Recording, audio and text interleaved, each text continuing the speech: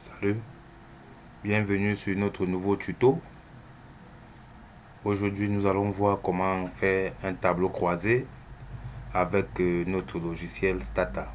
Et pour cela, je vais choisir 3 ou 4 variables, dont parmi les 4 variables, nous aurons une variable dépendante, la variable que nous allons chercher à expliquer par la suite, parce que par la suite, je vais aussi vous montrer comment faire un qui-deux. Ok, nous allons d'abord, comme à l'accoutumée, visualiser notre variable dépendante. Nous allons travailler ici avec la variable changement de logement, si l'individu a changé de logement ou pas. Ok, on fait codebook. Codebook la variable, je vous l'ai dit la dernière fois. Codebook, je vais agrandir pour que ça se voit un peu plus clair. On appuie sur entrée.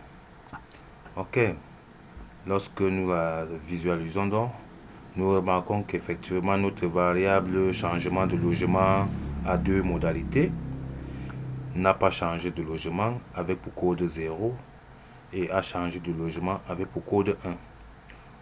Dans ce sens, nous allons pu la recoder parce qu'il est essentiel, comme c'est une variable binomiale avec pour modalité 0 et 1. Et comme nous allons faire le qui2, un test de qui2, il est important que le phénomène que nous voulons étudier soit recodé 0 et 1. Comme ici, nous voulons étudier le changement de logement. Si l'individu a changé de logement, qu'est-ce qui explique pourquoi l'individu a changé de logement? Nous allons la recoder 1. Donc, à chaque fois que vous voulez expliquer un phénomène, lorsque c'est une variable binomiale, il faut toujours que la partie que vous voulez expliquer soit recodée à 1 et l'inverse soit recodé 0. Ceci dit, je vais choisir 3 autres variables. Je vais choisir le niveau de vie du ménage. Donc je vais faire codebook. Codebook. Niveau de vie du ménage que voici. Je tabule. Ok, nous voyons qu'elle a 3 modalités, les riches, les pauvres et ceux qui sont d'un niveau de vie moyen. Je vais faire la même chose avec une deuxième variable qui est le niveau d'instruction de l'individu. Ok, nous voyons aussi que ceux qui sont sans niveau d'instruction, ils sont 39. Ceux qui sont de niveau primaire, ils sont 344. Ceux qui sont de niveau secondaire premier cycle, ils sont 334. Ceux qui sont de niveau secondaire second cycle, 328. Et ceux qui sont de niveau d'instruction supérieure, ils sont 134. Donc, cette variable n'a pas de problème. Je vais choisir une dernière variable et faire codebook toujours. Je vais prendre par exemple notre variable cohorte qui a été créée. Ok, nous voyons que les individus âgés entre 15 et 19 ans ont pour code 1, et ainsi de suite. Sans toutefois tarder, je vais vous montrer comment faire un tableau croisé. Pour faire un tableau croisé avec Stata, c'est simple. Il va agrandir pour que ça se voit clair. Vous tabulez la variable. Si c'est peut-être la variable dépendante, tabulez la variable dépendante. Ok, et vous choisissez une autre variable que vous voulez faire tableau croisé. Ça, c'est simple. Donc, vous alignez juste la variable que vous cherchez à expliquer et la variable explicative. Vous appuyez sur Entrée. Vous voyez que ça nous donne un tableau croisé des personnes de niveau de vie du ménage en fonction du changement de logement. Et ici, nous voyons que il y a 14 personnes qui ont un niveau de vie riche, qui n'ont pas changé de logement. Et il y a 109 personnes de niveau de vie riche qui ont changé de logement. Ok, quand c'est comme ça, c'est pas facile à lire. Nous allons les mettre des pourcentages pour que ça soit plus facile à lire. Nous allons refaire la même chose. Je vais agrandir pour que ça se voit. Vous faites tabuler. Vous choisissez la variable dépendante, la variable indépendante. Vous faites virgule. Si je veux par exemple mettre les pourcentages par cellule, je mets celle et puis OK. Là maintenant c'est mieux lisible. Nous observons ici que il y a 0,89% de personnes qui ont un niveau de vie riche qui n'ont pas changé de logement. Ok. Pour ceux qui ont toujours un niveau de vie riche, nous voyons qu'il y a 6,90% de ces personnes qui ont changé de logement. Si on prend par exemple ceux qui sont de niveau de vie moyen, ceux qui ont un niveau de vie moyen, nous allons remarquer que 46,49% des personnes qui ont un niveau de vie moyen ont changé de logement. Donc c'est facile. Nous pouvons aussi procéder à autre chose. Si nous voulons par exemple que ce soit en colonne, que le pourcentage sorte, on va faire comme ça.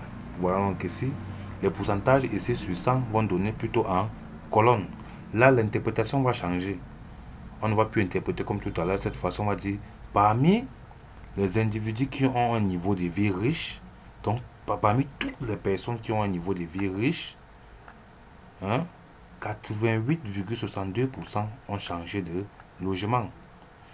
Parmi les 100 personnes qui sont de niveau de vie pauvre, on va dire que 76,67%, bon, comme j'ai dit, parmi les 100 personnes, on va dire 77 personnes ont changé de logement.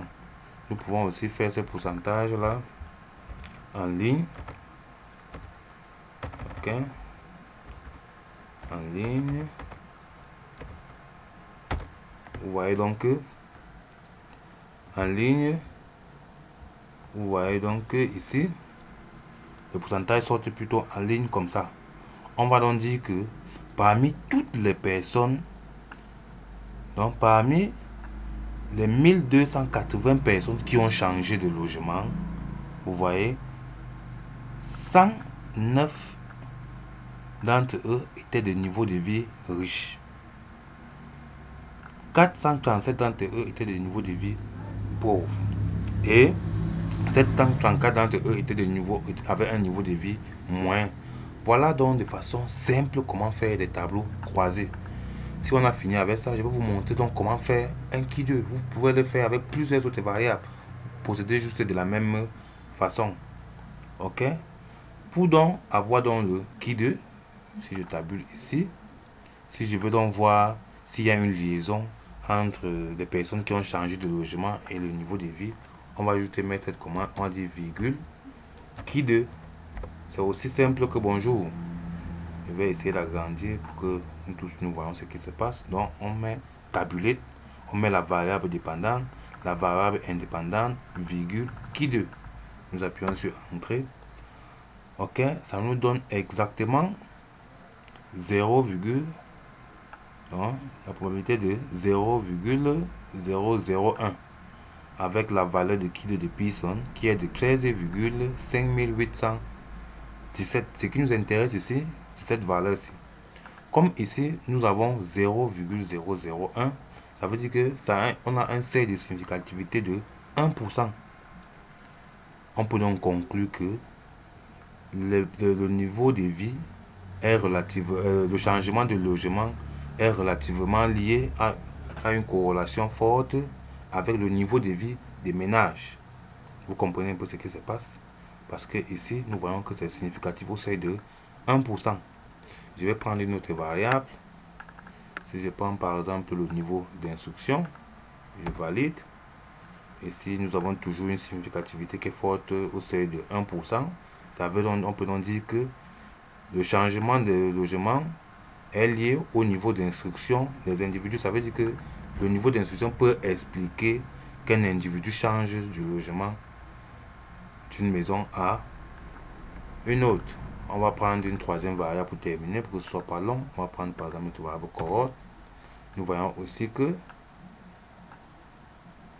notre variable est significativement associée au groupe d'âge au seuil de 1%, avec une probabilité de, avec la valeur de qui de Pearson qui est de 144,1186. Voilà comment, de manière générale, on peut calculer le qui 2 aussi facilement. Aujourd'hui, nous avons vu comment faire un tableau croisé et comment calculer le qui 2 avec Stata. Si vous avez aimé, n'hésitez pas de partager, de liker et de vous abonner pour la suite de nouveaux tutos. Merci.